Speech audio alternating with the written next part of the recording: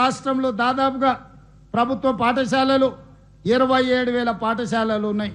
ఈ 27,000 పాఠశాలల్లో దాదాపుగా 19 లక్షల పేద విద్యార్థులు చదువుకుంటున్నారు. మన టీచర్లు దాదాపుగా 1,05,000 మంది టీచర్లు ఉన్నారు. కేంద్ర ప్రభుత్వం నేషనల్ ఎడ్యుకేషన్ పాలసీ ప్రకారం 30 మంది విద్యార్థులకు ఒక టీచర్ ఉండాలనే నిబంధన ఉంది.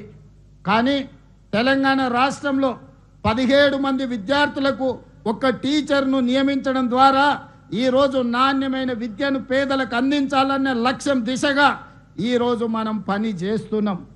అయితే ఇది సరిపోతుందా?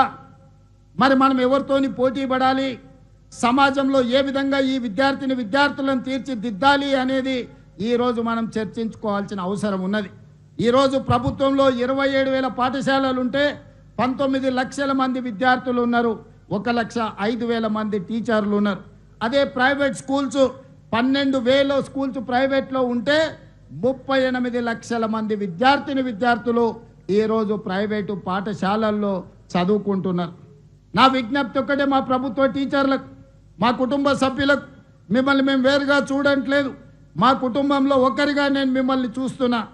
ఈనాడు ప్రైవేటు పాఠశాలల్లో ఉన్న గొప్పతనం ఏంది, మనలో ఉన్న బలహీనత ఏంది?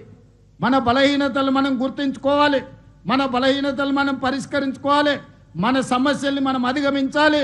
ఈనాడు ప్రైవేట్ సెక్టర్లో ఉండే కళాశాలల కంటే రాష్ట్ర ప్రభుత్వంలో ఉన్న పాఠశాలలు అద్భుతమైన విద్యను అందిస్తున్నాయని, ఈ దేశంలోనే తెలంగాణ మొదటి స్థానంలో నిలబడాలనేది నా ఆకాంక్ష.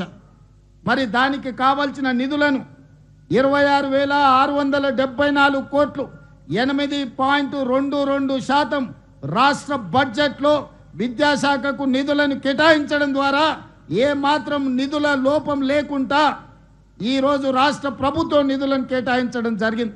భవిష్యత్తులో ఇంకా వీటిని పెంచుకుంటూ వెళ్తాం. మా అక్నూరు మురళీ గారు సలహా చెప్పిండ్రు, వారు నివేదిక ఇచ్చిండ్రు, విద్యాశాఖకు 15% నిధులను కేటాయించాలి అని. కానీ ఒక్క రోజులో మనము 15% కేటాయించలేము. ఇతర రాష్ట్ర ప్రభుత్వ సంక్షేమ పథకాలు, అభివృద్ధి కార్యక్రమాలు ప్రభుత్వం భుజాల మీద ఉన్నాయి. అందుకే పోయిన సంవత్సరానికంటే ఈ సంవత్సరం పెంచినాం, వచ్చే సంవత్సరం ఇంతకంటే అధికంగా ఇస్తాం. 15% విద్యాశాఖకు నిధులు కేటాయించే వరకు ప్రతి సంవత్సరం కొంతగా పెంచుకుంటూ వెళ్ళి విద్యాశాఖకు మొట్టమొదటి ప్రాధాన్యత తెలంగాణ రాష్ట్ర ప్రభుత్వం ఇస్తుంది.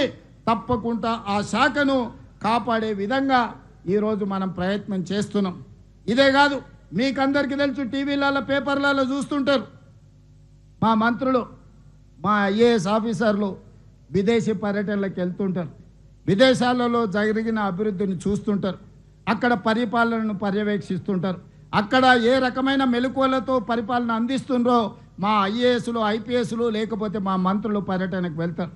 నేను ఆలోచన చేసిన, నేను కూడా ముఖ్యమంత్రిగా చాలా దేశాలు చూసిన, ఆ దేశాలకు వెళ్ళినప్పుడు అక్కడ పాఠశాలలో ఉన్న విషయాలను నేను కనుక్కున్నా. ఆలోచన చేసి మా విద్యాశాఖకు సూచన చేసిన, మనం ఎందుకు భవిష్యత్ తరాలను, దేశ భవిష్యత్తు తరగతి గదుల్లో ఉందన్నప్పుడు ఆ టీచర్లను కూడా విదేశాలలో ఉన్న నాణ్యమైన విద్యను పరిశీలించడానికి మనం ఎందుకు పంపించకూడదు అని ఆలోచన చేసి ఈ సంవత్సరం ఫిన్లాండ్ దేశానికి 25 మంది టీచర్లను విదేశాలలో ఉన్న నాణ్యమైన విద్యను పరిశీలించడానికి ఈరోజు మన ప్రభుత్వ టీచర్లను పంపించారు.